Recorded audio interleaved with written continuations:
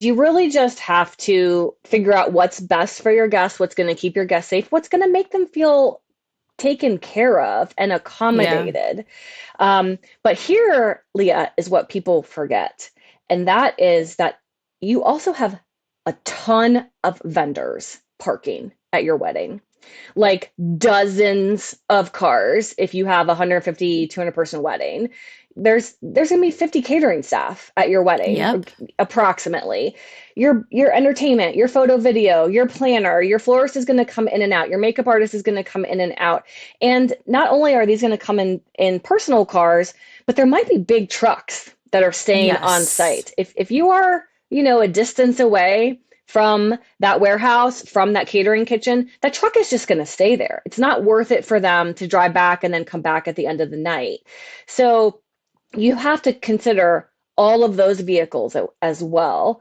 And my solution to that recently, more recently, has been it's helpful if you have valet already on the line item for the budget, but I will add a parking director to my valet contracts. And that person, just one person, and they arrive before all the other vendors are going to start to arrive, except for maybe hair and makeup. I have a personal conversation with hair and makeup about where they need to park.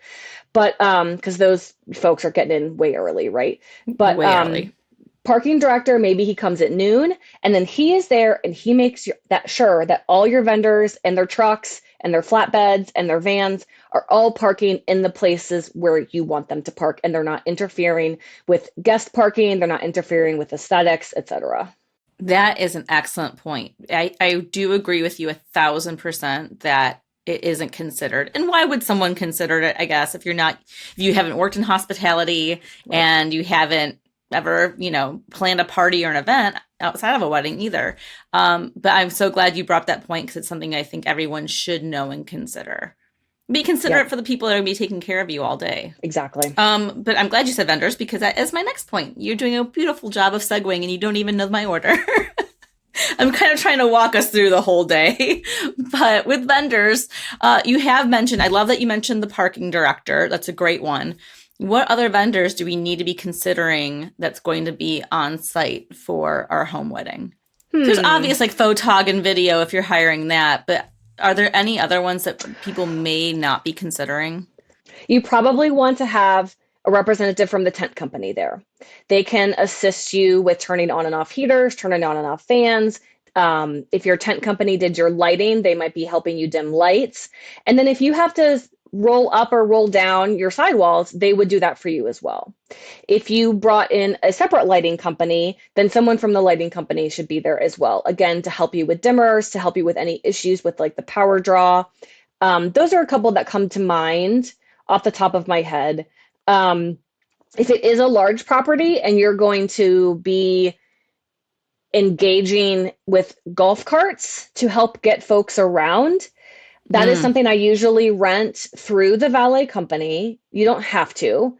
But the nice thing is that then I can get dedicated drivers, and we're not asking your brother or your uncle to be the golf cart driver for the night, because that's not fun for them. So those are a couple that come to mind right away. no, the tent one's really good because what if they're, say, the wind? Somehow it's not secured enough and something starts to go awry. The professionals on hand to help salvage that as soon as possible. Yeah, You're not no, we having like had 10 groomsmen trying to hold it up and figure it yeah. out. The only I have lost a tent. It's a great story. It was luckily no one was in it, but it was set up. It was Friday night, and we had, you might be familiar with this from the Midwest. We were not familiar with this weather term at all. 15 years ago or so, we had a derecho come through, which is a Mm. thunderstorm with hurricane force winds, Mm-hmm. and they're more common in like the plains states. And it came through, and I had two tents set up. I had a frame tent and a pole tent, and the pole tent came down. The top itself was actually ripped in half. I don't think it was like it didn't. I don't think it came down necessarily because of the way that it was installed. It just literally The sheared wind. the top in half. The frame tent stayed up, but all the decor that was in the frame tent came down. And I was out there, as soon as the storm, as soon as it was safe to drive out there, we went out there at midnight, my husband and I and my assistant and her partner at the time.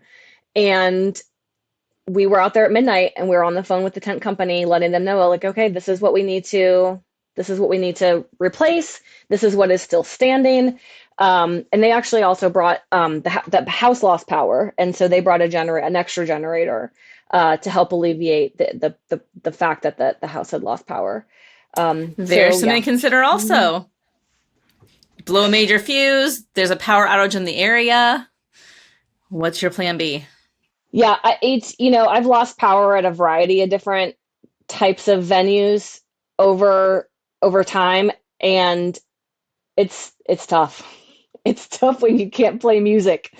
It's a different world now with, Bluetooth speakers and cell phones and stuff like that. But it's you're really considering all of the possible things that can go wrong. You're planning for the worst and hoping for the best. And if that is not your vibe, and if that is not your personality, then like this type of wedding planning might not be for you. And you just have to have a team around you that can pivot, that can think rationally and pivot, even if you're going to be emotional, and that's fine.